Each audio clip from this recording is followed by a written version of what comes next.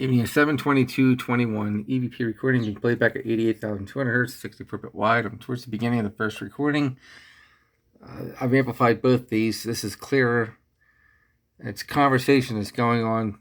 I overspoke it, but this, what you're going to hear, is not directed to me. It's directed to whoever this is. Sounds like a female voice saying, "Sit down," and then yelling, "Do you hear me?" I was already seated. This is, again, not towards me.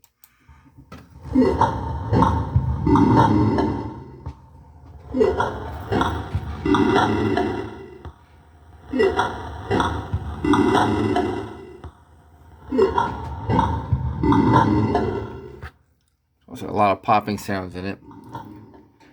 My voice is very slow with increased frequency applied to the recording. This is my voice. Everywhere slow.